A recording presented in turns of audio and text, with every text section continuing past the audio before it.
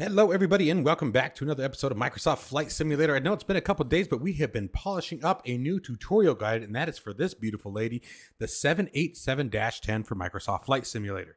We will be going through the full tutorial guide here in today's video, as well as talking about a couple of things, and we'll be using the Heavy Divisions mod to fly the aircraft. If you are interested in acquiring any of my Overkill's tutorial guides for Microsoft Flight Simulator, please consider joining me on Patreon.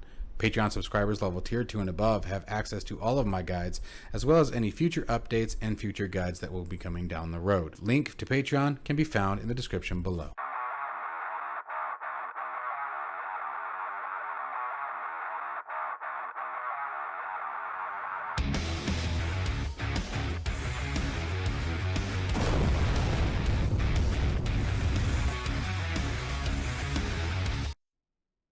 Please do not skip ahead. I want you guys to have a full understanding of what this guide is and what to expect from this video as well. First off, every single one of my tutorial PDF guides that I make, I always get a comment from somebody who says, why would anyone want to subscribe to Patreon in order to get guides when you can just go on YouTube? For every single guide I have made, there is an exact replica, if not more than one, on YouTube, which is what we're going to be doing today. We will be going through the guide as step by step, page by page in this video today. So to answer those questions, you have one right here. Many people, just like myself, prefer to have a document to look through versus play, pause, 219 times on YouTube to learn how to fly an aircraft. And that's how I started designing these guides in the first place, and what gave me the idea to share them with the community. The Patreon subscribers, guys, it's what makes everything that I do possible. Both YouTube subscribers and the Patreon subscribers, you guys are really what make it happen. And especially when it comes to these guides and the hardware reviews and things like that. So that is why I do things on Patreon, just to clear that up. Now, one more very quick disclaimer here. With the 787, this is also included in the guide. Let's go ahead and go to that for just a second, guys, so you guys can start getting an idea of what it looks like here. So here it is, version 1.3, released to the public here. One of the biggest things is you guys take the time to read through this. The guide is, in the best way that I possibly could, developed as if it were a fully functional, high fidelity, if you will, study level. I hate using that word, but you guys know what I mean. Aircraft, even though this is not, which means many of the items may have an op next to it. It simply means that at this time, that is the procedure that you would walk through to start the aircraft or verify whatever it may be. But currently in this version of the 787-10 for Microsoft Flight Simulator, that functionality is not available. Now, the reason why I did this is in the future, if we happen to get a study level or high fidelity, fully modeled cockpit of the 787, this guide will be applicable.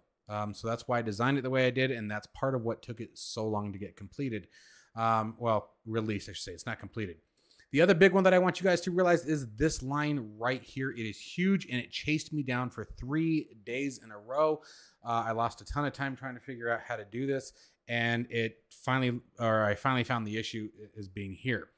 So what will essentially happen is you'll go to rotate the aircraft, or you'll be flying around, or something will happen, and the aircraft will suddenly start banking, and banking hard to the point where it breaks the autopilot command, or just starts doing this big loop. The bank will slowly increase until next you know it's rolled itself over on its back. Now, you can interrupt it. You can usually re-engage the autopilot, but then a few minutes later, it'll probably happen again. What it is the extreme high sensitivity, for whatever reason, in Microsoft Flight Simulator. And it's only specific with this aircraft. So what you need to do when flying this aircraft, and I would recommend making a profile for it, spad.next users like myself, guys, this applies to us too. So you have to resolve this.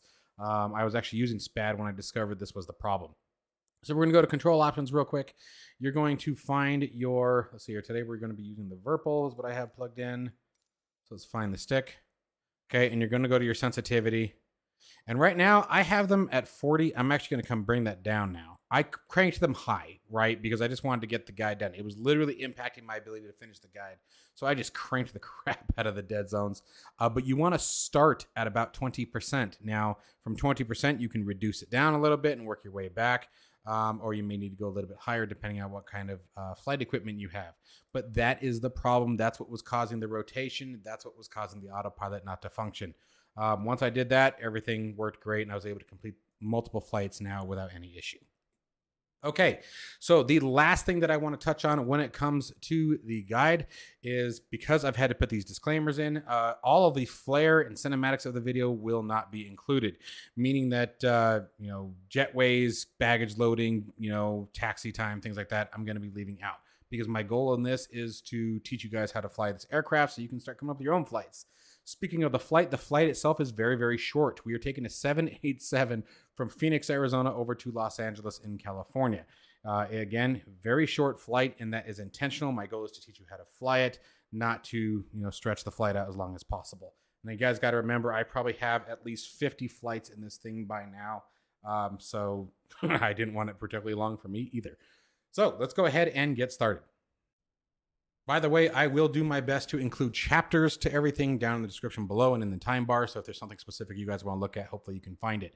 So just to give you guys an idea of what you're getting at, okay, so here is the table of contents here. You have the heavy division mod installation instructions as well. We go through a full cockpit tour as well as a full tour of the displays. Breaking them down so you guys can expect what they do. Also breaking down how to utilize some of the neat tools that are a part of this, all of which we'll see in today's video. But it literally breaks absolutely everything that you need down. Here's an example of some of those in-op functionalities. The electrical buses or the hydraulic buses, for example, they don't unfortunately work, or hydraulic pumps, excuse me. I need to change that. I don't know why I typed a bus.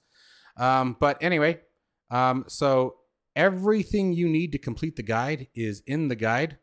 Everything from the flight plan, how I created it, what I put in, as well as even the necessary plates that you guys may need to complete this flight and how we gather the information.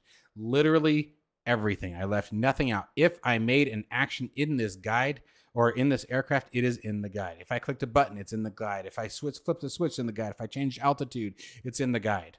Okay, and this is how all of my guides are, guys. So just so you guys have a clear example. All right, no more talking. Let's get started. So I guess that wasn't true. I guess there's actually a lot of talking to do. But here we go. So I'm going to get the guide set up here on the correct page. We're not going to go through the cockpit tour. That you guys can go through as we go along. You guys will figure out where things are. But it is in the guide for people who are interested, obviously, as you guys saw. All right, let's move down here. Okay, let the games begin. So the first thing I'm going to do is switch up to the overhead panel. We're going to turn the battery power on. I'm going to turn external power on. One other thing real quick on the procedures, guys. Some of it comes from real-world airline company information. Some of it comes from videos. Some of it comes from research. And some of it is just my own way of doing things because it's a simulator. So just keep that all in mind. There will be some variances in procedures to what maybe some of you others have read or seen from other pilots and things like that. My information comes from multiple sources, and again, why it took so long. Okay, so we have the battery on, we have the external power on. The next thing we're going to do is go to the hydraulic pumps, and the hydraulic pumps should be in the off position. They are both in-op, and that's all I'm going to say is pumps off, in-op. Electric demand pumps left and right should be off, in-op. Nav lights. Let's go ahead and turn the nav lights on. Logo lights if you are in night operations, wing lights as desired. Let's step on down. Landing gear handle should be down. Over here on the ECAS page, you guys can see that there is a alert letting you know that the gear is in fact down. Parking brake is set. Spoilers are retracted. Throttle is in idle. Engine or fuel control switches are in cutoff. Flaps are up. They're way down the other side of the thrust reversers there. Step back upstairs. We're going to go and turn the IRSs on. There's one. There's two. Moving forward to the glare shield here. We're going to go to the display select panel, which is this guy right here, DSP. We're going to click on System. System brings up the basically all the information about the aircraft. Well, much of the information. Some of these pages are not functioning. Some are. We're going to click on the Stat page. We're going to make sure that we do not see an RF or OF, Romeo Foxtrot, Oscar Foxtrot, on any of the hydraulic or on the liquid cooling screens, indicating that there is a malfunction or not functioning at all. You can also find your APU readout here as well. Circuit breakers, if the page was functioning, you'd come here and verify that there weren't any indications of a tripped or broken circuit breaker.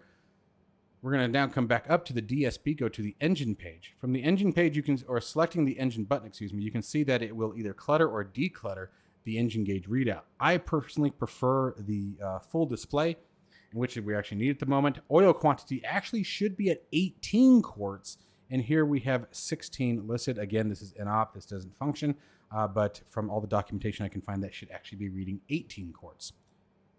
Let's simulate that we have reached our, or that we have gotten our clearance. So we're going to step on back to the rear panel here. I'm going to come down, move forward a little bit, and we're going to go to the transponder. Select transponder here up at the top.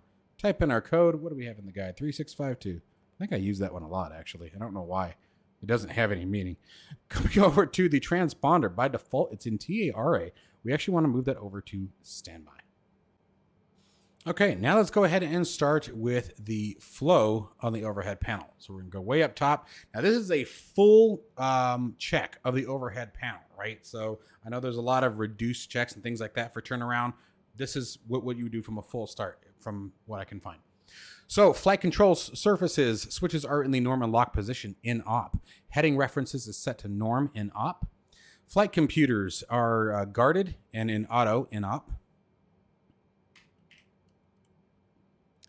Battery is on. IEF and passenger seats are on. Cabin utility systems are on, or cooling is on. And at this point, we can turn the APU gens on. No, the APU does not need to be started. So you have two things here real quick on the APU versus ground power. Honestly, all of the guides and documentation that I have found state that you turn both on. However, the reason why I am doing this a little bit out of sequence is the left aft fuel pump is used to start the APU. Okay. According to documentation. Here's my problem is that every time that if I return the APU pump on now, right? And then we go down and we fuel the aircraft, before engines start, we turn all the rest of the pumps on. Once you do that, the APU stops. It turns itself off. You have to restart it again. Anytime you touch these fuel pumps, no matter what you're doing with them, the APU will stop if it's running. I think that's a bug. I don't think that's by design. That wouldn't really make sense. I can't find any indication that is by design. And if someone has some solid information on that, something I can include in the guide, I would really appreciate it, and then I will move that around. But that's why that's where it is. Other thing on APU versus ground power. From the APU gens, the APU takes priority over the ground power. So even if you have ground power on, if you have the APU running, the APU gens take priority over ground power. So you're kind of wasting having the ground power turned on at the time. Now you can turn the APU gens on because the APU isn't running. Okay. Anyway, so let's go ahead and keep moving on. I just wanted you guys to have that. So obviously APU off, generators on. And AC buses or generator control panels should be on, but showing as off or fault. And in op. Left wiper off. Let's move back up to the top of the overhead panel. Oops, I moved my camera manually. Towing power should be off in op. CCR reset guarded in op. Emergency lights guarded in op. Passenger oxygen on in op. Primary window heat should be on, and window heat backup should be on in op. Window heats are operate. The backup is not. Okay. All right, and then stepping down just a little bit. There we go. Ram air turbine, or excuse me, real quick. Service interphone should also be off and op. Then the ram air turbine should be on, or excuse me, gosh darn, now I confused myself. Look what I did. Ram air turbine should be unlocked. The unlocked light should be extinguished. So in this case, off and op. I try to do these fast, guys, and then I end up tripping over my tongue, and I'm sorry. And I try to do them fast because a lot of you get mad at me for droning on like I'm doing right now. Passenger seatbelt signs should be off until the aircraft is fully fueled. As long as the aircraft is being fueled, you must leave your passenger signs off. The reason being is, heaven forbid there's an emergency or something that happens during refueling. You want your passengers and yourself and your crew to get off that plane as quickly as possible, and you don't want anyone having to fumble with seatbelts. That's why they leave it off until refueling is complete. Let's see here. We are moving back up to the top here. Oh, landing lights should be off. Internal lights set obviously as desired. Ground test should be in the norm position, in op. CVR test, in op. APU discharge and cargo fire warning lights and bottle discharge lights should be off. And the APU fire test, in op. Engine ECC modes should be norm, and they are in op. And start switches should be norm as well. And they are operable, obviously. Oops.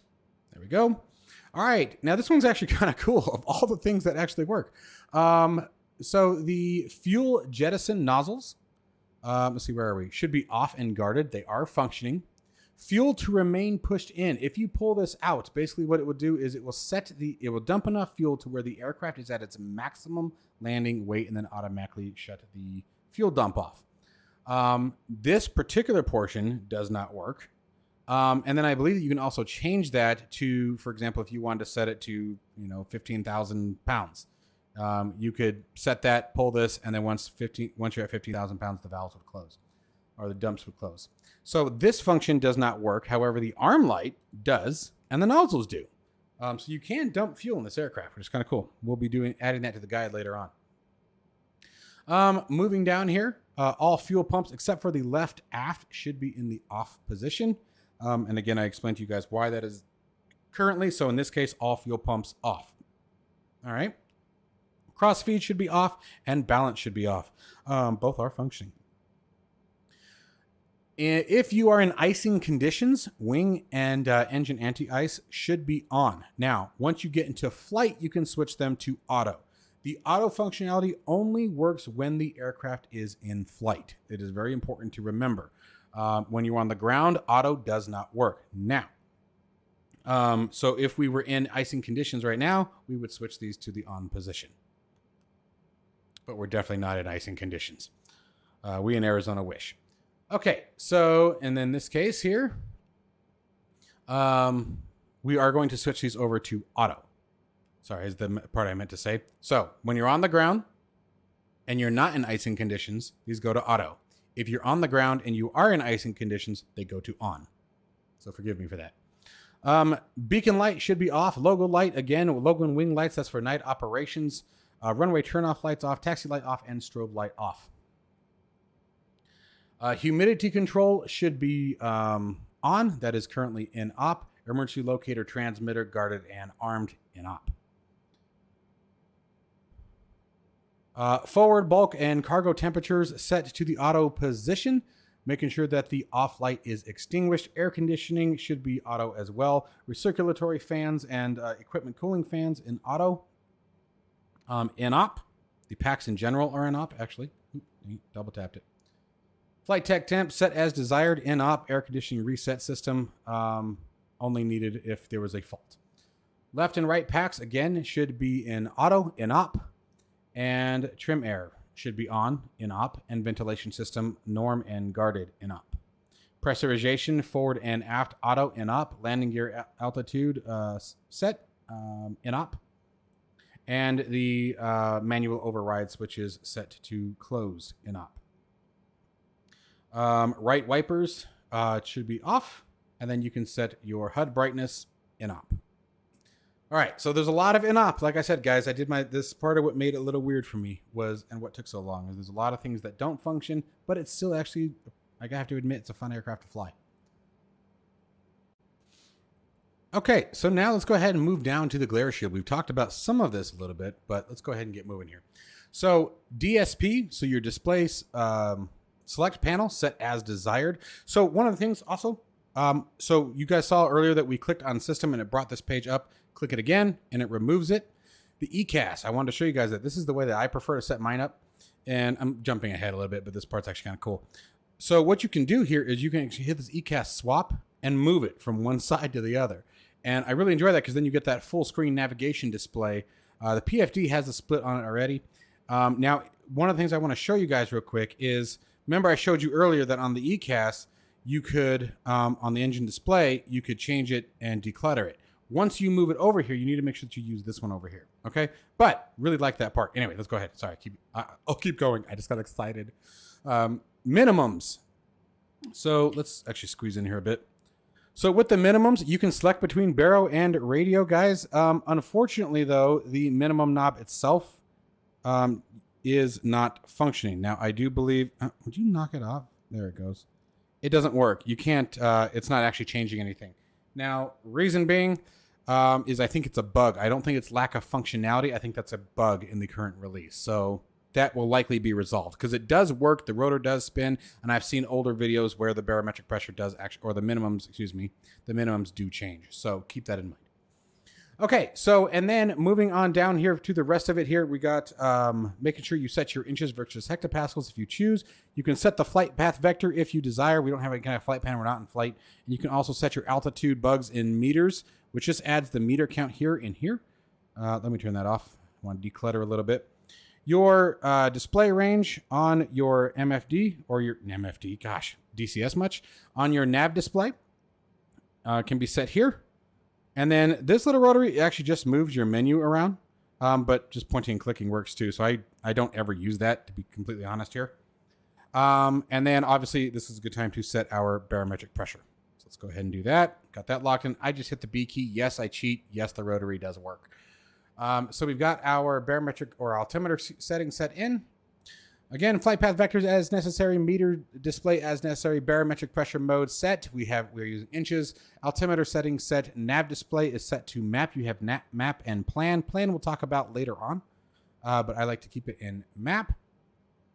And then on the navigation, or see, we got that part. Sorry, display range set. The ECAS set on the desired display. I like it over here. Weather radar, you make sure it's turned off. You basically just give that a tap. You can see weather radar here. You want to make sure that is de-illuminated. So tap that to make sure the weather radar is off. Unlike many aircraft, the weather radar in the, I think it's actually all the Boeing series aircraft, if memory serves, they actually don't have a weight on wheel sensor is what I'm finding out. Meaning that if you forget to turn that off, you could toast somebody's melon. And which I've heard is a bad thing. So we don't do that. But for example, like the A320, if memory serves, once there's weight on wheels, the weather radar automatically turns off. So way to go, Airbus. Flight directors, let's go ahead and get those turned on. Auto throttle is set to the on position. Autopilot disengage handle is up. And the bank limiter is set to auto. Now, we're going to be talking about the bank limiter a little bit later on. This is actually a preference. Now, notice it has a very, very tiny little caret there, guys, that moves around. It's this little guy right here. It's kind of hard to see, but there is a little identifier, so just keep an eye on that. I normally fly between 10 and 15 degrees, and we'll talk about why once we get airborne here. This thing really does like to turn, and I don't think that it's necessarily accurate, is why I do that. Okay, now, again, fully simulated here, or pretending here, but we would come down here at this point. We would check the oxygen masks. We'd hit the pressurization button, which would open up the Doppler, indicating that there's oxygen passing through, letting us know that there is oxygen functioning to the mask. And we would also make sure the mask is secured. This obviously is an op. Moving up to the control panel here, or the forward panel, main instrument panel. How about that? You have your air data, should be in the auto position in op, PFD and MFD mode, or inboard and outboard displays. Basically would swap these two displays. That's currently in op. And we would come back over here and make sure that the standby or integrated standby flight display is verified as accurate and matching the primary flight display. And then continue on going some of the things that we've already checked, but this is a full check here. Again, gear handle is down, parking brake is set. We're just going to review a lot of this stuff once again. Spoilers are retracted. Stabilizer switches are in the norm position and guarded in op. Thrust reversers are at idle or closed. Flaps are retracted. Fuel cutoff switches are in cutoff, or fuel switches are in cutoff. And the fire panel, any discharge lights are illuminated. Discharge handles are pushed in and locked. Alternate, a flap switch is set to the disarmed position and guarded in op. And the alternate flap control switch is in the off position in op. So a few more things there. All right. And we have already verified our radios are set up. Our transponder is now set. We would also come down and make sure the evac command is set to the, is guarded in op, as well as making sure that there was one other one over here I wanted to make sure that we talked about. Maybe that was it. Maybe it was the evac command. I think it was the evac command. And I need to add that to the guide. I just found something that was missing. Oops. Oh, there it is. Ground speed inhibit light is extinguished, and the oral cancel light is also extinguished and guarded in op on both of those. Found 3 little things so far that I've missed. Darn it. All right, let's go ahead and get moving on. So now we're going to talk about the flight plan. We are moving from, again, Phoenix over to Los Angeles here. So here, guys, again, gives you a full breakdown of how I created the guide or how I created my flight plan. Airline flight numbers, those are not required, guys. That's just to add a little bit more spaz. Obviously departure and arrival airports are required, as well as the aircraft. You want to set your reserve fuel to 45 minutes for any IFR flight, which we are technically in. And then I set my passengers at auto. I don't worry about freight or anything like that, but you guys certainly can. Departure runways and arrival runways, guys, make sure you check those with any kind of approach plates and charts and weather. And then if you have a Navigraph subscription, obviously you can have the air rack cycle available as well. Okay, so now we're going to, all of the data that I pull, guys, is going to be coming from the first 3 pages of the flight plan, the operational flight plan from SimBrief. The 787 does, in fact, provide the ability to do a SimBrief integration. We're just not for today's flight. More of that, crawl before you walk thing is why we're doing this. So first thing that we're going to do is we're going to come down here, guys. I'm going to show you a couple options that are available. Let me change that time of day. I can see that glare is pretty bad right now. So let me bring that back. There we go. I want to make sure you guys can see this, otherwise it defeats the purpose. We're going to go to the heavy menu. There's a couple options you guys can set. Go up here to the IRS menu, and you can set, first you can see the status of the IRS. You can set it versus instant. I think it's the instant, fast, normal, and real. Normal is about 8, it's 8 minutes. I believe fast is about 4 minutes. I don't remember what real is. Real, I think, varies based on your location, how close you are to the equator, if memory serves. So that time will actually decrease or increase depending on your distance. And then instant is for people like me who are just impatient. And then the force align does exactly what it says. If for any reason this said it was currently aligning, we could click that and it would automatically align the IRS. The payload manager we're going to get to in just a second here. The debug is more for developers.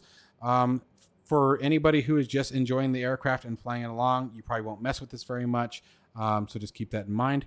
Coming down to the configuration menu, again, come down to SimBrief. You would type in your user ID for SimBrief, determine what you want it to actually sync, and then select the import method as SimBrief if you wanted to do that. In-game is if you create your flight plan in the world map and you want to sync it that way. It will not automatically load. You need to actually tell it to do so. Okay, let's go ahead and hit the back button here, and we're going to go into our payload manager. So here I'm going to be entering the block fuel for our aircraft's flight today. We're going to be 26032. Throw that in, and we're going to be taking a look at the payload. Total payload is 72,700 pounds. Grab that and hit execute. By the way, this is another reason. This was the other one I was trying to remember. When you do this, if we had the APU running, the APU would shut off.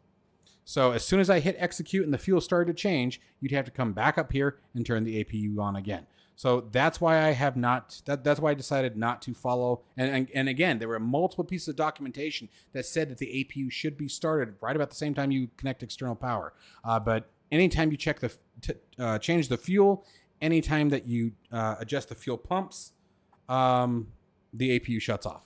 So it just, to save a headache for simulation purposes, that's why I did that. Okay, so now we are ready to start the FMS programming. So let's go ahead and get our flight plan and performance information into the aircraft. All right, so from here, we are going to go to initial reference. Okay, now initial reference will automatically take you to this page. Not quite sure why this happened in the latest version. It used to take you to the index, but the index is there. But it takes you where it thinks you want to go. So actually, I guess that kind of makes sense because the performance information isn't connected yet. But we're going to go to the index. We're going to go to the ident page. Once you go to the ident page, everything is just, like reading a book from left to right. So from the ident page, we can see the model of the aircraft, the engine types, the current cycle for the air rack data and its validation dates. We can see the operational and operational control versions for the operating system and the company data version revision number. Really nothing important to us. I mean, other than the air rack data. That's pretty critical for us in simulation. So now we're going to move over to position initialization. As long as the IRS alignment is complete, continue with this process. So we're going to go to KPHX for Phoenix as our reference airport. That's where we're starting. We're going to hit our GPS line here. So GPS position, and you have IRS position. We want to copy the GPS to the IRS to align them both. Okay, set heading. I don't worry about that. That's if you want to set what your current heading is. But, as long as you don't have a problem with the current magnetic heading, there shouldn't be an issue, which there isn't, right? Simulation.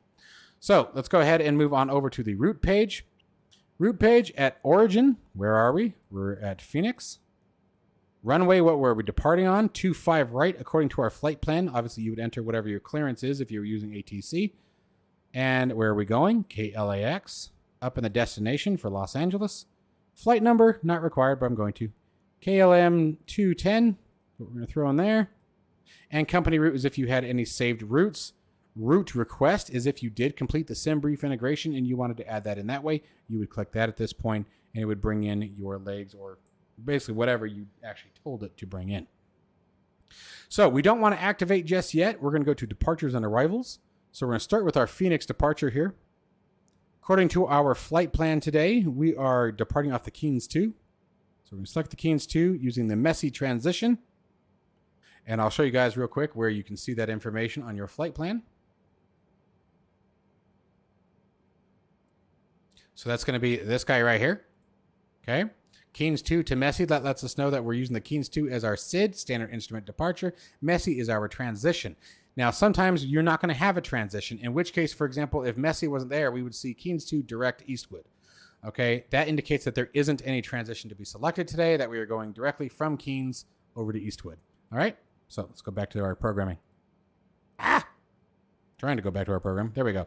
Okay. So we have our departure set up. We're going to go back to the route page. Then we're going to go to next page. Notice there's two pages here. So back to route, then to next. And now we're going to enter in that direct to Eastwood that we just saw that follows messy. So we're going to, you don't need to type direct, okay?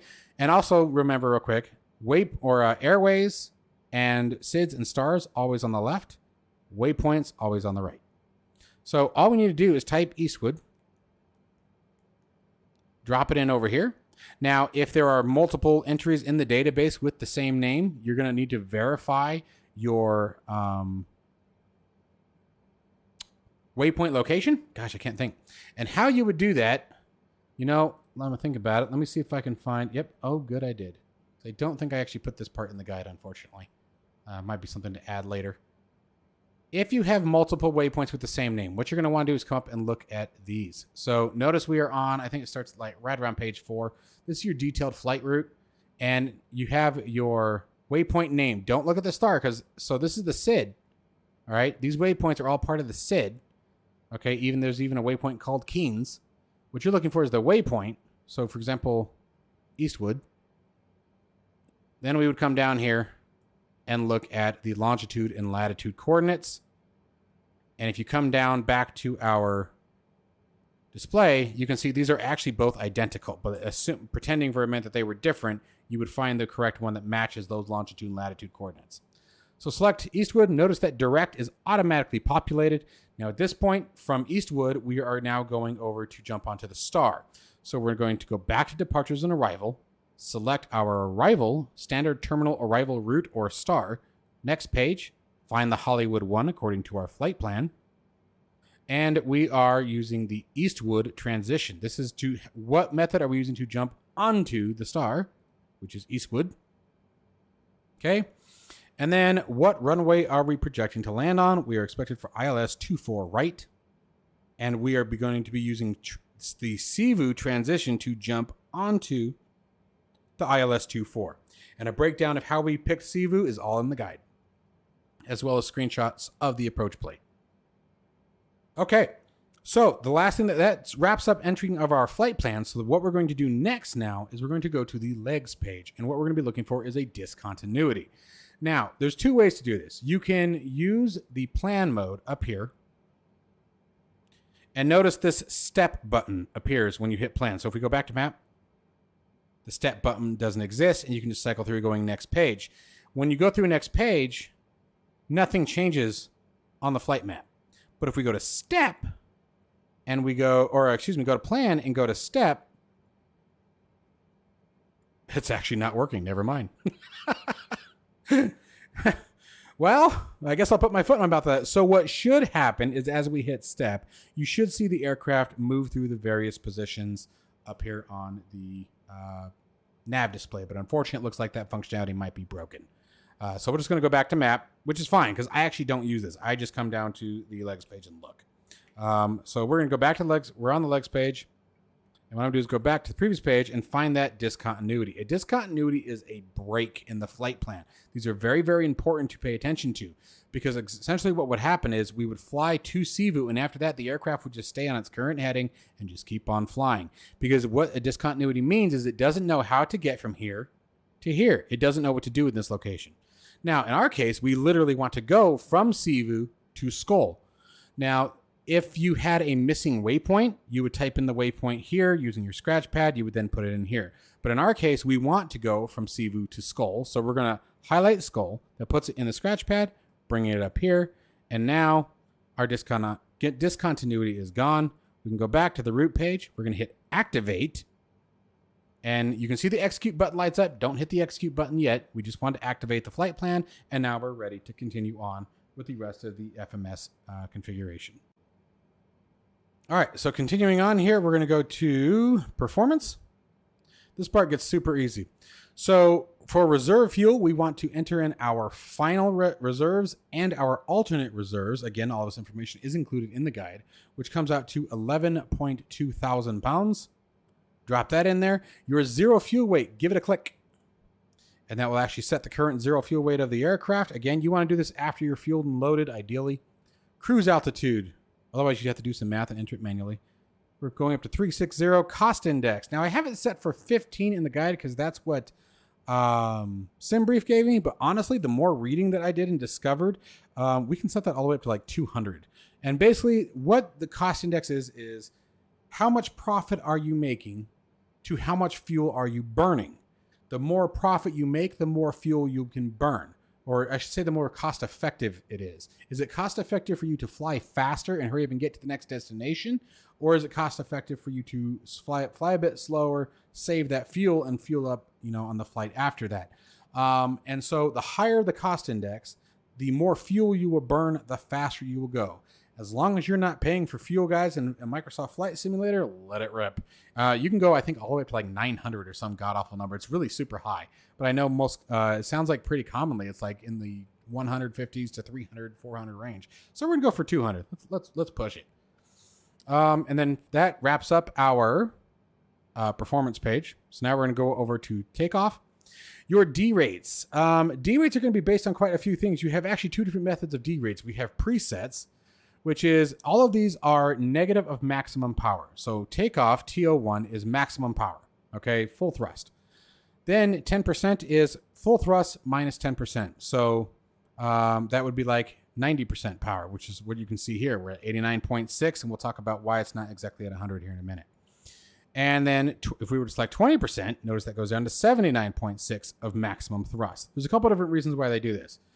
The more thrust, the louder the engines are. There are many airports in the world. Yes, people have sound ordinance at international airports where large aircraft are taking in and off every day. There are sound ordinances that these aircraft have to obey, which is kind of crazy when you think about it. Kind of silly to me. It's sort of like building your house on a golf course. Like, yes, it's pretty, but your house might get hit by a golf course or hit by a golf ball. But anyway, that's me. And by the way, I'm a golfer, so I'm allowed to say that. So it's the same kind of principle there, in my opinion. But that's what these do, and it does the same thing for climb. You can take off at a 20% D rate, and you can climb at maybe a 10% D rate. Now, the other purpose of the D rate is to save wear and tear on the aircraft. Okay.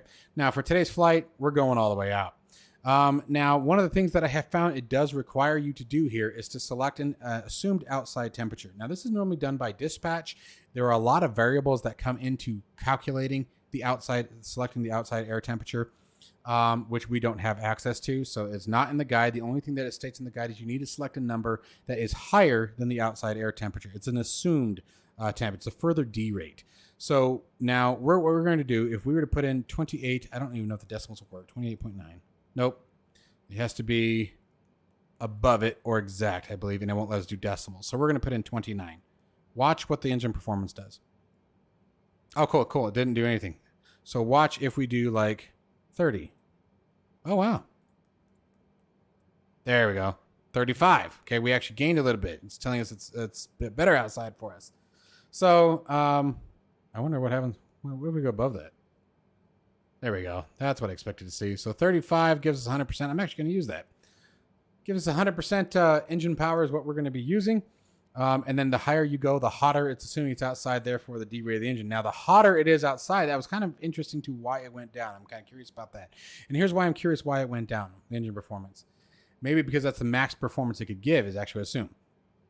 The hotter it is outside, the harder it is for an aircraft to take off. The air is less dense, and it's harder to gain enough thrust in order to lift off the runways. That's why, for example, Phoenix Airport being a perfect example of that. Many times during the summertime out here in Arizona, the airport's shut down for a few hours until the runways cool off. Because it gets hot enough to the point where there's no longer enough runway where the aircraft can be guaranteed to take off. And so that's part of what this is out here. Now, I don't think we can set below that. I think it requires us, it has to be above that number. We can't set below it. But that's why, like, for example, if we can make it really hot, we'll start really losing power here. Okay. Like, let's see here. We should, as a test, that's out of range. Okay. Anyway, let's go ahead and set that back to 35. But I hope you guys learned something there because it was interesting for me learning how the D rates work in these aircraft. Let's go takeoff.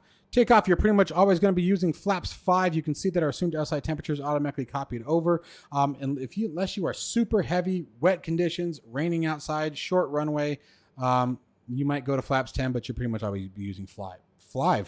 You'll always be using Flive. Verify that your takeoff runway is correct. Set V1, rotate, and V2. V1, the speed at which you can no longer safely stop the takeoff. Once you hear that V1 call out, V1, you must take your hands off of the throttle. Rotation, obviously the speed at which we start rotating the aircraft, and V2, the speed at which the aircraft will continue to accelerate and climb in the event of a single engine loss. And that's it. So we're going to keep V2 on hand here for a minute. We're going to be popping it upstairs into the FCP here in just a minute, or upfront control panel. All right, and now at this point, we are ready to hit execute. So now everything's complete. We're going to go back to our legs page. I'm going to pull up our PDF again.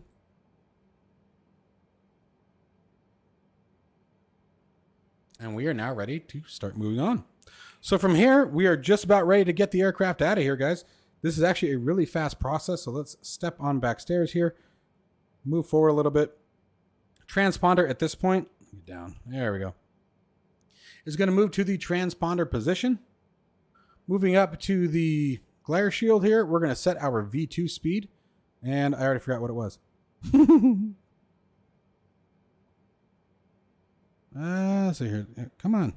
Initial reference. And thrust limit takeoff. 155. There we go. Sorry. And we're going to do a 155 plus 10. The purpose of the 10 knots is literally just to provide a better climb out. Many companies have different settings, so there's no rhyme or reason other than it just gives you a bit smoother takeoff or climb out. Heading, we're going to set our runway heading, which is 258 degrees.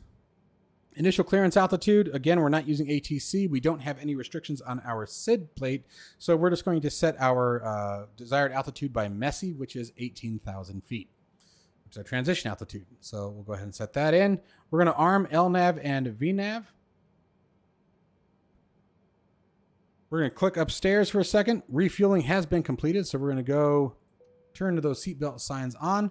Hydraulic pumps and electrical demand pumps at this point would be set to the auto position. We're going to verify once again that the refueling is complete and that we have our fuel quantity is correct. Simply come down here. There's our fuel quantity there. Make sure the tanks are balanced. Total fuel is way higher than what it should be. So let's come back in here for a second. Way higher. I'm thinking that I clicked a button I didn't mean to click. So this is why we double check. That's actually kind of awesome. This is why we double check, guys. One other thing I want to show you while this is like this is if the center tank right here does not show anything in it, you do not need to turn on the center fuel pumps. And that's actually what caught my attention is we shouldn't need them. We're going like a jump and a skip. So we're going to go back to the heavy configuration. We're going to go to the payload manager. And I totally did 26,032 pounds. 26032. I'm okay. I'm making sure I'm not. Let's click that again. There we go. That's more like what I was expecting to see. I wonder what happened there. You know what happened? When I clicked on gross weight, it changed. Or zero fuel weight. Oh, maybe not. I don't know what happened, but it didn't work. All right, but it's working now. We have the correct amount of fuel. We verified it. Good old checklist. Let's come back upstairs. And now we can turn our fuel pumps on. So click, click, click. Oh, and we can just turn that, off. We don't want that one on. There we go. That's what I was looking to do. I'm like, why is it not doing that? And again, we don't need the center tank, so the center tanks stay off. At this point, I'm going to turn the beacon light on, turn our APU on.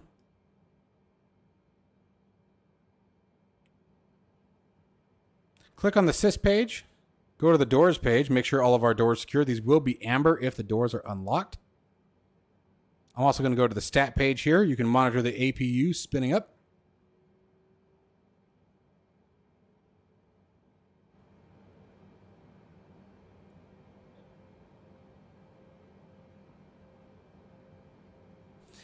Remember upstairs, APU gens, we went ahead and left on, but at this point we can disconnect the external power.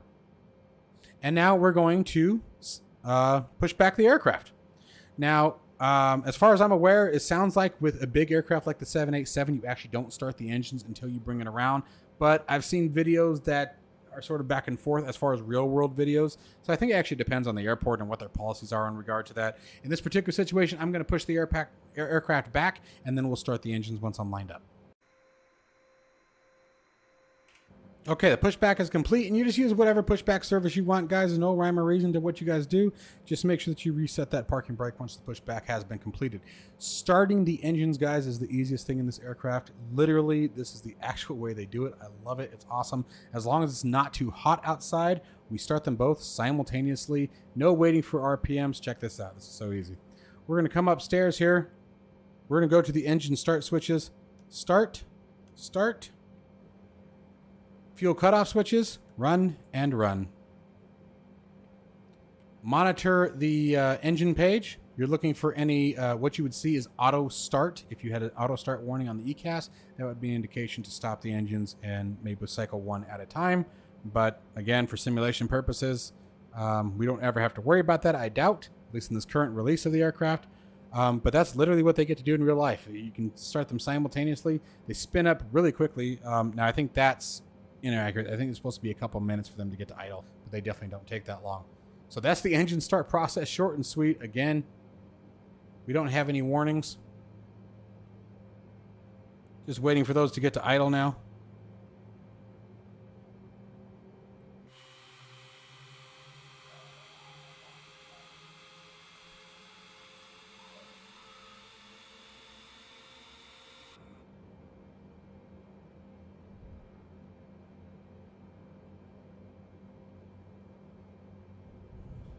All right. Now that those up there, we're going to come back upstairs, make sure all the off lights on the engine generators are off and extinguished. We can now leave the APU gens on. You don't need to turn them off, but we are going to turn off the APU.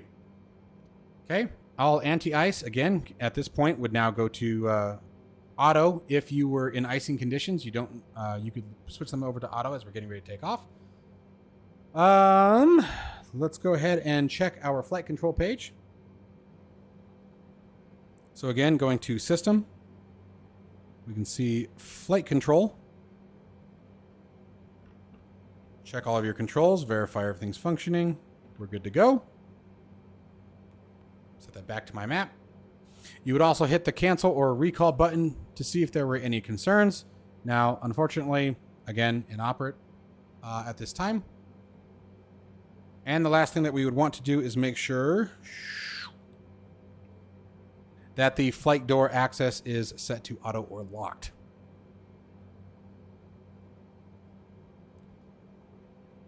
Set your radios according to your tower frequencies or ATC frequencies. Set flaps to flaps 5, we just done over here for our takeoff flaps. Flaps indicator over here underneath the ECAS warning page tells you what flap setting you are currently at, and when the flaps are retracted, it goes away.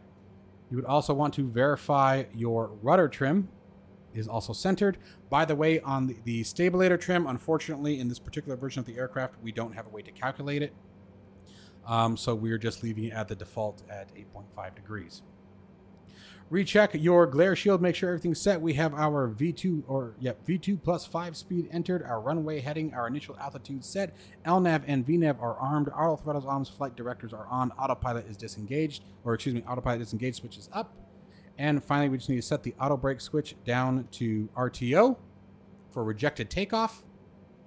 Come here to the menu button. You can select any displays that you want. I like having the data on. It gives us our any flight restrictions.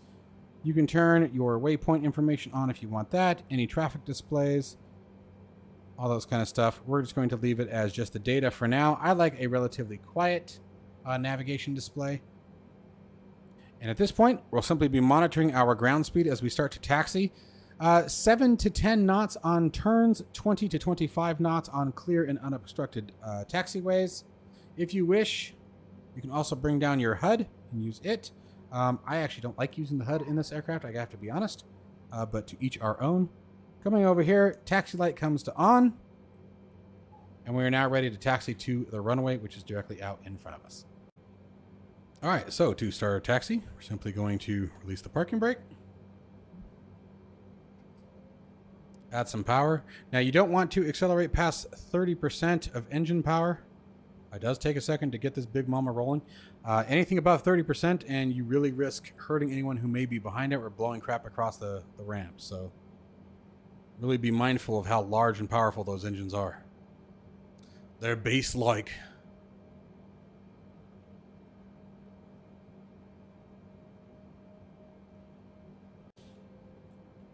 Okay, so we are holding short the runway. Now, anyone who has the guide, I do give the recommendation to read through all of the takeoff procedures prior to executing this particular process, as it all happens pretty fast. But let's go ahead and get started configuring the aircraft. So we're going to turn our landing lights on, runway turn-off lights on. The strobe lights now come to on. Logo lights again, things like that if you're in night operations, but not necessarily required. The transponder needs to move over to TARA. Traffic awareness, resolution, let's see here. Traffic avoidance, resolution awareness, I think is what it is. And at this point, buttons that you're going to want to have mapped. Your toga buttons on the throttle are right here. And your auto throttle here.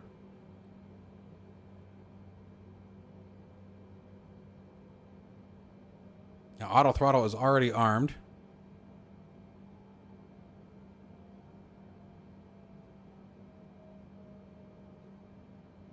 Oh, spoilers armed.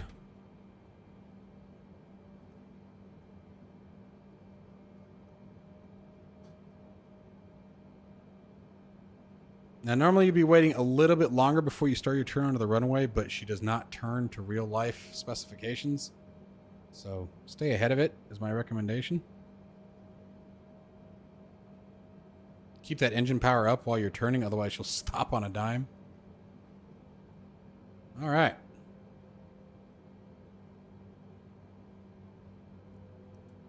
Now, some of the things that you guys are going to see, you have a reference speeds that would be called out here. You'll also see the flap indicators. We're going to see a 1, and then we're going to see an up. When the 1 appears and starts reaching the speed tape, right about here, we're going to go to flaps 1. You want to stay ahead of them. When you see the up start coming down, you're going to go flaps up. And it'll be the same thing when comes time to put them back down. If you see up for flaps start appearing on your speed tape as we're decelerating, you'll want to go to flaps 1. When you see the 1, you'll go to 5. When you go to 5, when you see the 5, you'll go to 20. But we'll talk about that in the descent. But we're going to follow our flight directors out. You can see that this flight plan's a little goofy. It doesn't quite take us to the end of the runway. It's a little weird. has us making a very hard turn right after that, so we'll be joining that. Now, as far as engaging the autopilot here, you can do that at any point after about 200 feet above ground level. That's totally up to you guys. Oh, glad I checked re-verified our altimeter setting. I normally do 500 to 600 feet on takeoff, but you can do it as early as 200 feet and let the aircraft take control. Now, this is the part that I want to remind you guys. If you go to do the takeoff, okay, and you find the aircraft suddenly banks hard right over it, remember, it's set a dead zone in your axis of at least 20%. 20%, guys, it's extreme. But if you don't, that is what's causing the aircraft to bank, and you lose autopilot command. All right, so here we go. We have Toga and Toga on the autopilot annunciators. We're lined up here. Everything's set. We're going to set 40% on engine thrust. Everything's good to go. And Toga.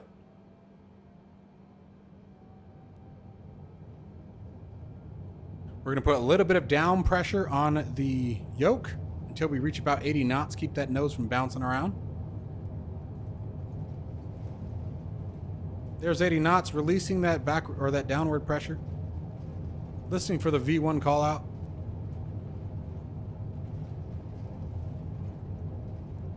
V1. Hands off the throttle and rotating. Want to rotate right about 3 degrees per second. Verified positive rate, gear coming up. We've passed the flaps 5 mark, happens real fast, so we're going up flaps 1.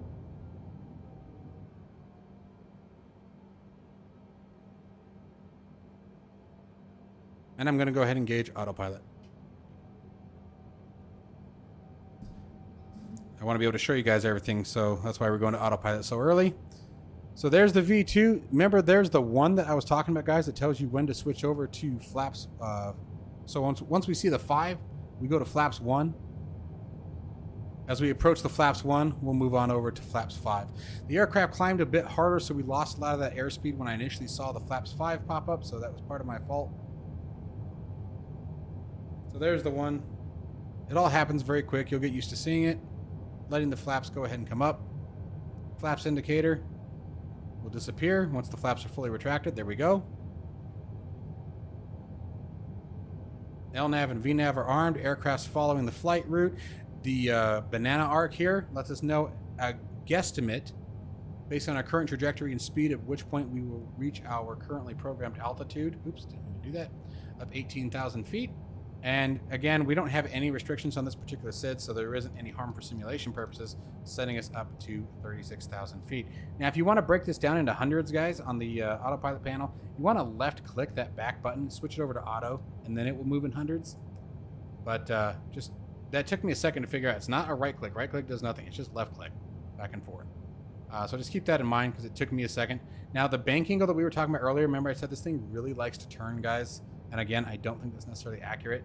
So what I do on the bank angle is I'm going to set that. I mean, you guys saw how hard that thing turned a minute ago, and we were in auto.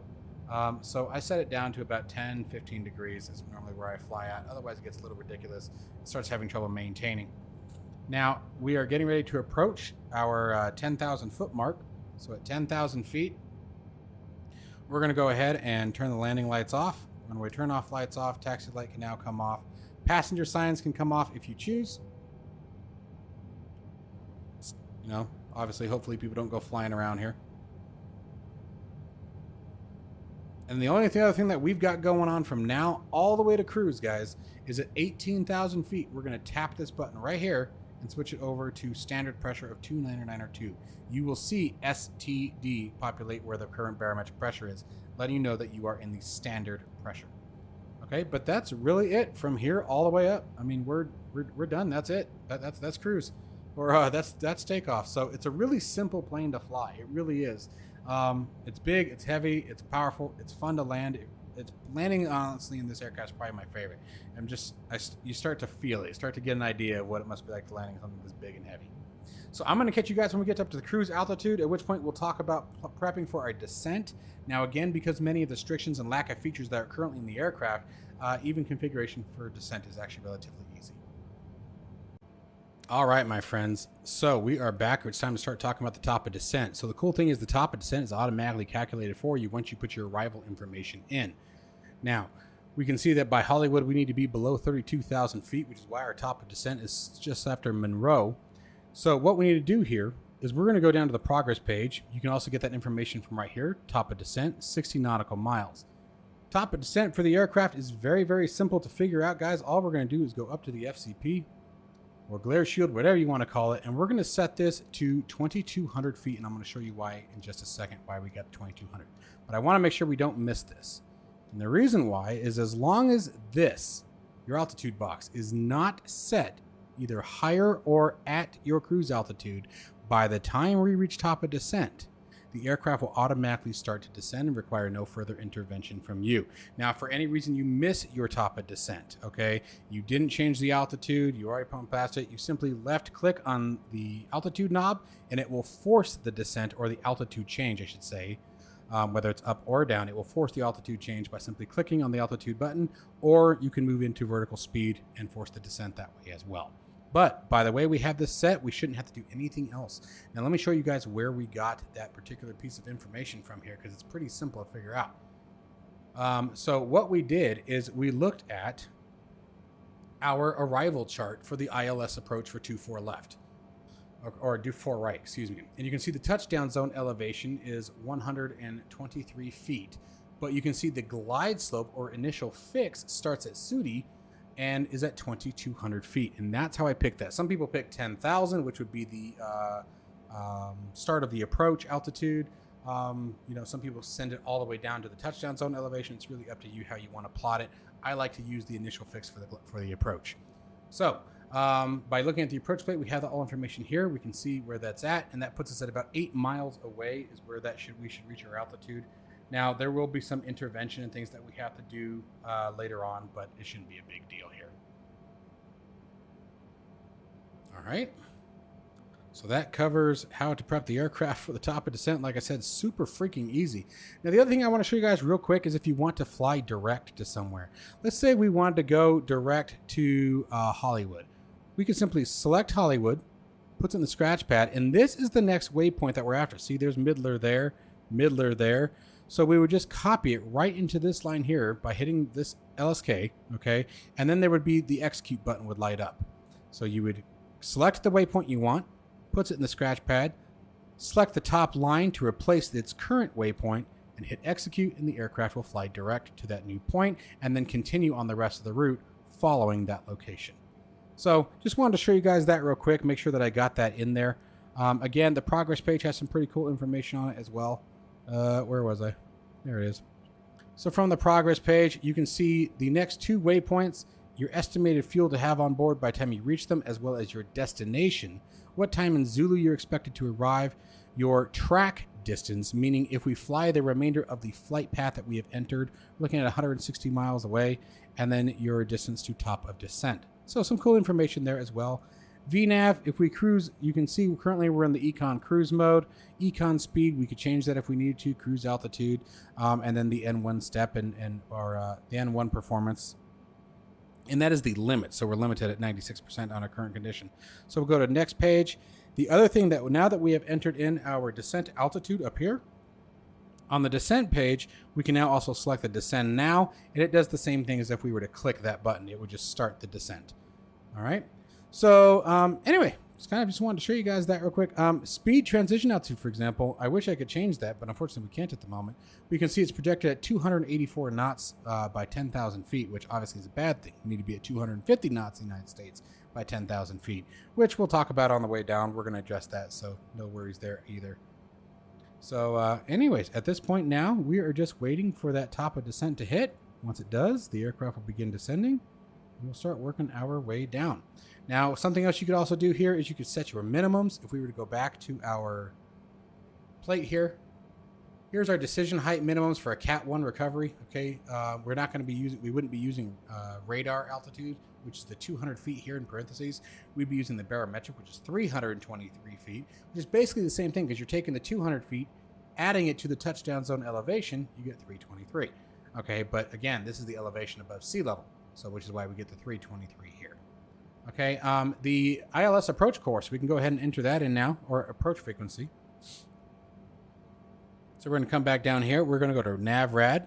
You can see it has the ILS 24 right, but it's missing the frequency. Now, I believe it should auto-populate, but it's not. So we're just going to type 111.7, which is the ILS frequency for the 24 right approach. Type that in there. That goes in there. And that's all we need. If you want to do a VOR, you would put the VOR frequency or the... actually, I think it wants the short name for it. So you would put its code in there. Basically, the waypoint code. And then you'd put the desired course if you want to do a VOR navigation as well. But we're not going to worry about that. We're just going to stay on the ILS for today. So we've got that locked in. Remember, I did mention the minimums, why we jumped off there. The minimums don't function right now, so there's no point in entering it. So we're just going to keep it on the radar altitude. And hopefully at 200 feet, we get the call out. I've had actually mixed results with that. Hopefully that gets fixed soon. Again, that is a bug. The functionality should be there. It's just bugged. Let's see here. Anything else that we need to address? I think we're all set for the descent, guys. We're going to go ahead and chime the cabin. We're getting ready to descend the aircraft. We are literally seconds away from it. So if we go back to the VNav page, go back to our descent page, or we can go to the progress page, actually, sorry. Yeah, we're 12 miles away. So once we intercept that, we will start our descent in. Let's go ahead and reduce that range there. All right, we're now about 5 miles away. You can see our target altitude's already populated in. When did I hit that again? Oof. Good thing the barometric pressure wasn't too far off, because yours truly apparently bumped that at some point during the climb. At 18,000 feet, I had set it to standard, but apparently at some point I tapped it. Oh, you know what? I have it mapped on my throttle. I bet I hit that. Whoops. So we're just about to hit the top of descent. By the way, the 787 has a ceiling, or service ceiling, I think, of 43,000 feet. All right, so we have reached it. The aircraft's going to slow down a little bit. You can see the vertical speed needle starting to drop. And our vertical speed is increasing. And we have begun the descent. Now, you can see that the aircraft is targeted to be below 32,000 feet by Hollywood, so it's going to meet each of these restrictions. So here we have flight level, we need a Bruin. Really, Microsoft? Come on. We need to be between 30,000 feet and 24,000 feet by Bruin. The aircraft will honor all of these restrictions. And by the way, that's what I turned on when I turned the data on here, is it brings up any of the flight restrictions. I like to see those up on the flight plan. So from here, guys, we're just going to let the aircraft continue to descend until we get closer to the approach. We're about 70 miles away from the initial approach. And so I'll catch you guys as we get closer to Sivu, at which point we'll start talking about the rest of the configuration. All right, so we're now below 18,000 feet. We're going to switch back over to barometric pressure. We're going to find out what that pressure is. Hit the B key. It's like 3000. All right, and now that we're coming on down here, we're going to move back over to the initial reference page, and we're going to go to the approach page. From the approach page, we're going to select our flap settings and our reference speed. You're pretty much always going to be using 25 degrees. Again, if you have a single engine out, you might use flaps 20. And again, really wet runway, really short runway, and extremely heavy, you might come in at flaps 30. But 25 or 30, honestly, either one of these will work. I'm just going to do flaps 25, copies it to the scratch pad, paste it up here into flap speed box, and now we have that programmed. And once that is programmed, that reference speed will exist right here. Now we're going to actually be landing at 138 plus 5, right? Just give it a little bit extra there as we come on down. Now you can see we're down at 14,500 feet. So what we're going to do here soon is we're going to switch the speed over into manual mode, and we're going to take over control of the aircraft here as far as its speed goes. We need to get us down to about, remember, we need to be at 250 knots by 10,000 feet. Now, just like with the descent approach, guys, or the takeoff, excuse me, with the descent approach, read through if you decide to purchase the guide. One of the cool things that I do have for you guys here is this little checkbox here, or a little spreadsheet. Just sort of gives you an idea of what to see. Remember, I was talking about it earlier. When you see flaps up on the speed tab, and you're actually at flaps up. Okay, so this is your current flap position. This is what you see on the speed tape. This is what you should do. So current flaps are retracted. On the speed tape, once we see flaps up, we'll move to flaps 1. Once we're at flaps 1 and we see flaps 1, we'll move to flaps 5. And once we're at flaps 5 and we see flaps 5, we'll move to flaps 20. And then from 20, we'll go to reference on flaps 25. Okay, you don't have to step through every single one of those flap settings. All right, that would just be murder. Okay, and let's go back here, do a few more things. We already got, we're going to verify our speeds are on, or our signs are on. And let's see here, we are now turning towards Sivu, I believe is where we should be headed. No, we're heading towards Skull, so we are joining the approach. So at this point, we're going to start slowing the aircraft down. I'm going to give us a little click here and take us down to, I'm going to go down to 240 knots. 250 is what's required according to the FAA.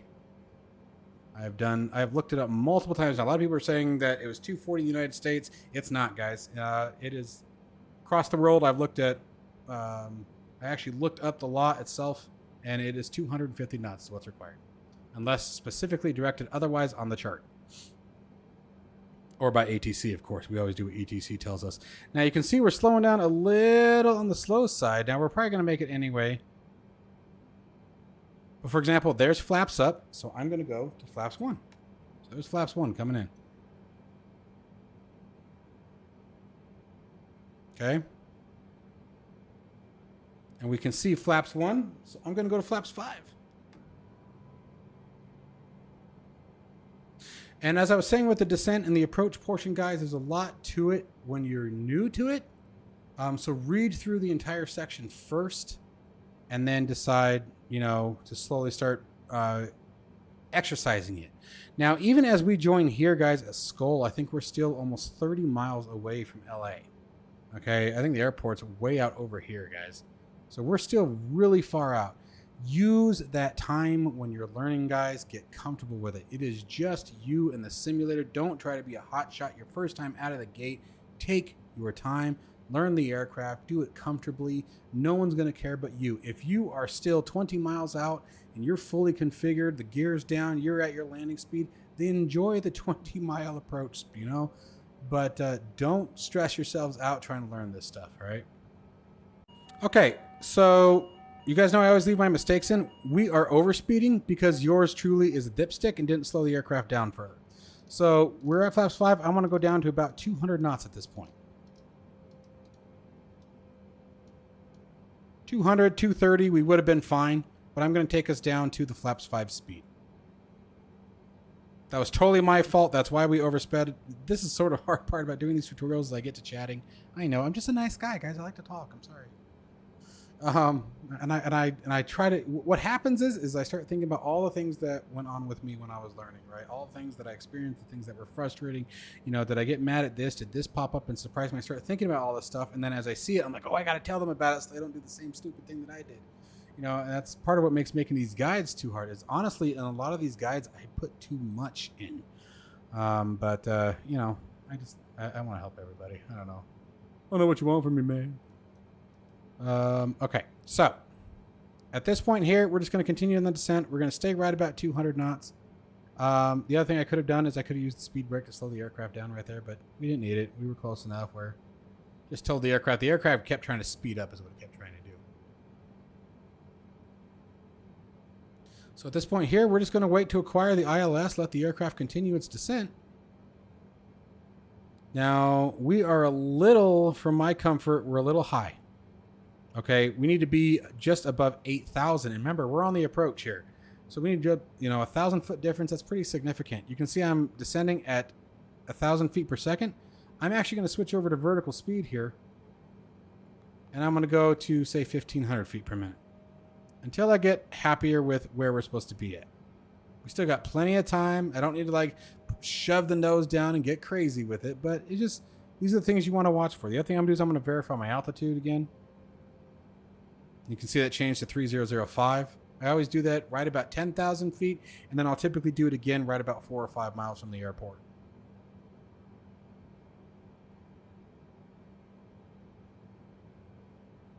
And see, I'm still not happy, so I'm going to actually bring that up to about 2,000. And I'm going to deploy some speed brakes just a little bit, just to sort of help. You can see the aircraft sort of struggling to maintain that 200 knots because I'm getting pretty steep.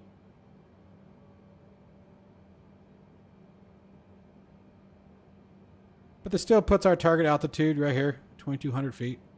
That's the estimate on the banana. Now, let's do this. Let's talk about the ILS. You can see the ILS has now been acquired here. So what I'm going to do here is I'm going to come up and I'm going to hit the localizer button. It automatically switches to the approach. So we've now activated the approach mode. The ILS has been acquired. The ILS diamond is now, the localizer diamond is now being tracked. Meaning now the aircraft is going to steer itself to a point where we are at the center of the runway. But vertically, we have not picked up the glide slope. You can see that there's a white GS here for glide slope, meaning that the glide slope has not been acquired yet. So we need to continue to manage the altitude ourselves. Now you can see we're getting closer to that altitude that I was looking for. So at this point, I'm going to go back into VNAV. Now I don't want it to control the speed. I'm also going to start slowing the aircraft down to about 180 knots now. Actually, you know what we're going to do? Just to show you guys that you guys can, I mean, we're 20 miles out. I'm going to go ahead and configure. I'm going to take my time like I'm preaching you guys to. So we're going to take the aircraft to our reference speed plus 5. That's going to be 142 knots.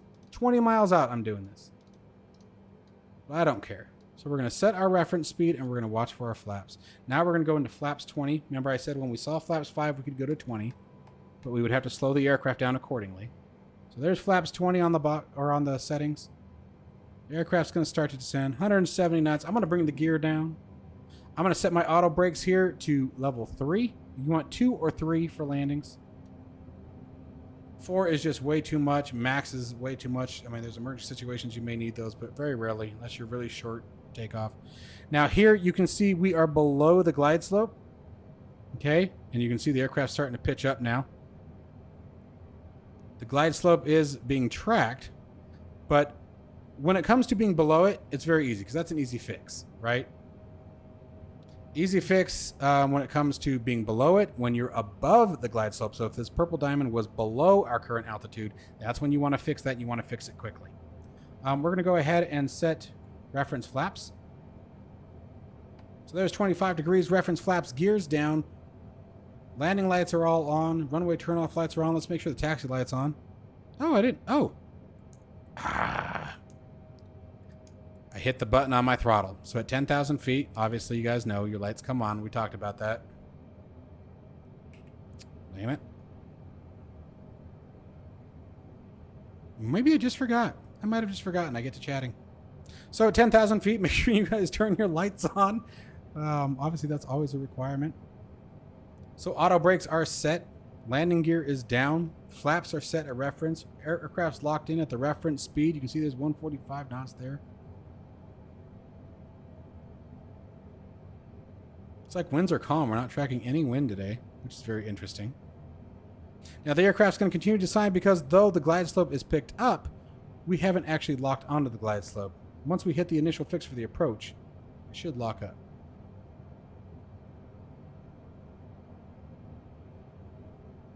So we're going to let us go down to that 2,200 feet that we targeted. You can see it's honoring the above 4,000 restriction. So we're literally just letting the aircraft do what it wants now at this point. If you want, you can set your runway heading in. So at this point, we're going to lock that into 251 degrees for 24 right. We're also going to switch to our missed approach altitude, which is 2,000 feet. So in case we need to fly a missed approach, we have that altitude set. We would chime the cabins. Remember, it's not currently modeled. We'll put our speed brakes in that I left out because once again, I'm chatting like a little high school girl.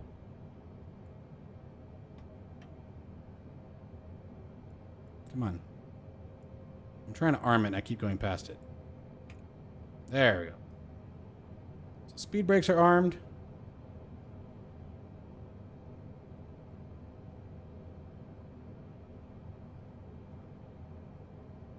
You can double check that barometric pressure once again.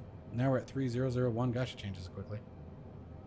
So again, we have a restriction of 2,200 feet by Kobe. The aircraft's starting to honor that. And once we start getting closer, you'll see that glide slope diamond come on down.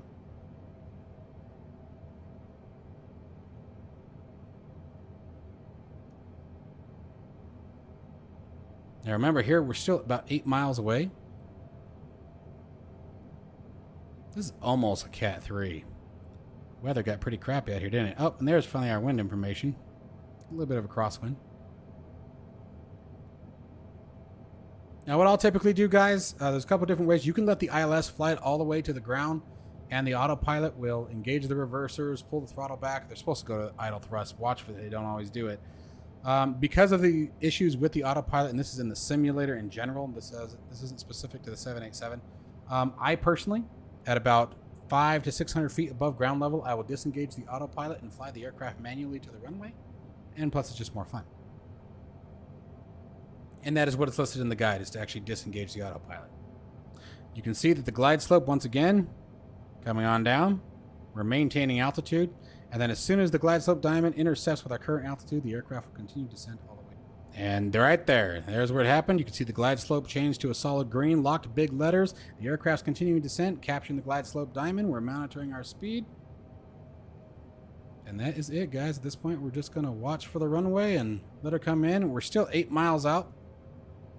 5 miles out.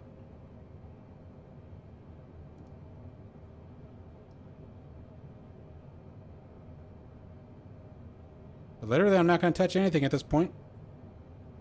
Just letting the aircraft do its thing right up until I'm ready to disconnect the autopilot.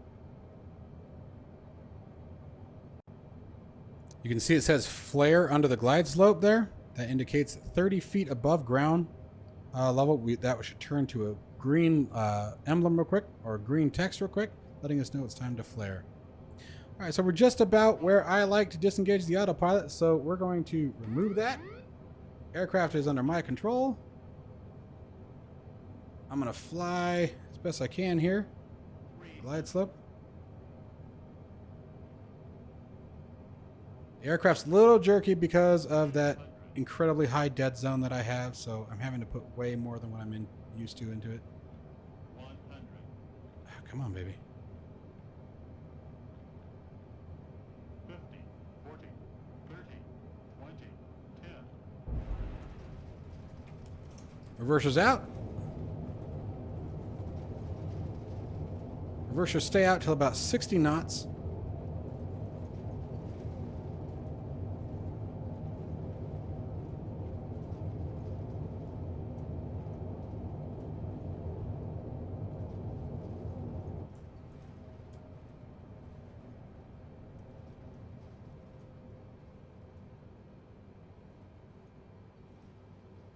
We want to make sure we completely exit the runway. So we're going to cross the hold line. Remember, we have that gigantic, enormous freaking tail behind us.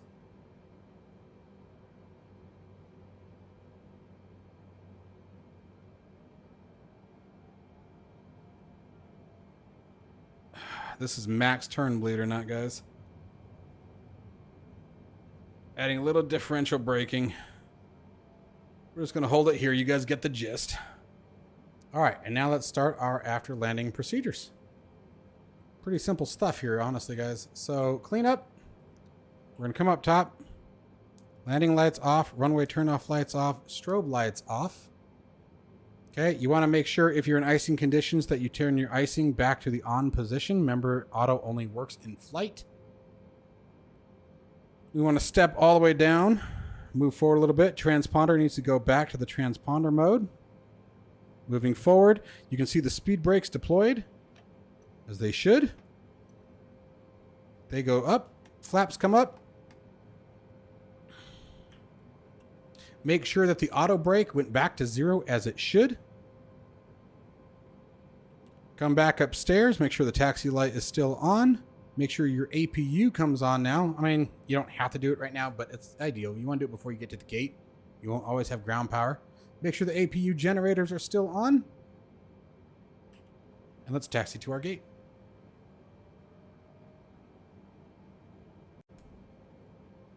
As you approach your gate, it's very nice to come upstairs. Turn those taxi lights off so you don't blind the ground crew. Remember, with this particular aircraft, I recommend turning very early. It doesn't turn as well as well. Damn it, I hit the brakes on accident. That's the other thing. Once you apply brake power, man, you better be ready to compensate with those engines. Come on, let go.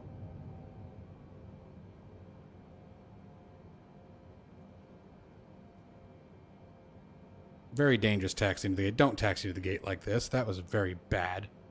That was terrible. That's the worst one I've done. Of course, the worst one that I do is the one where you guys are watching, right? All right, so before I can do any more damage here, everything else went pretty good, honestly. I was actually pretty happy with this flight. So now at this point, we're going to come down, make sure that the parking brake is set. And to shut the engines off, we're simply going to fuel cutoff switches, go to the off position. You would come upstairs, turn your hydraulic and electric pumps off, turn your fuel pumps off.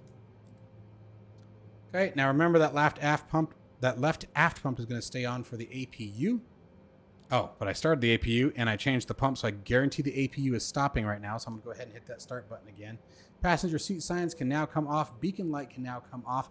Flight directors can now be turned off. Transponder needs to go to the standby position now that the aircraft is parked.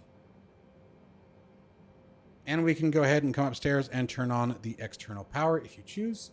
If you're going to turn on the external power, let's go ahead and turn the APU generators off, switch the APU off. Then we're going to move upstairs, switch the IRS off.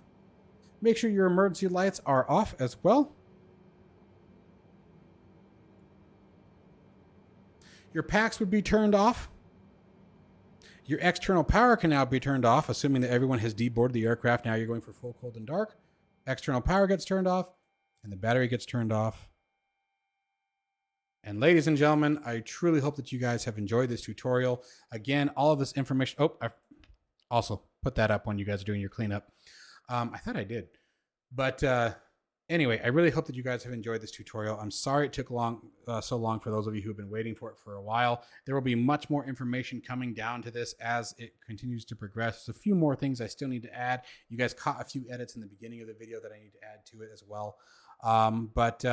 I truly hope you guys enjoyed that. There was a couple things I stumbled over a little bit during the recording. I always do when I'm trying to teach and record. It's just weird. But all in all, I was pretty happy with this flight. I hope you guys were too. And have a wonderful week. Stay safe and healthy. I'll see you in the next one, folks.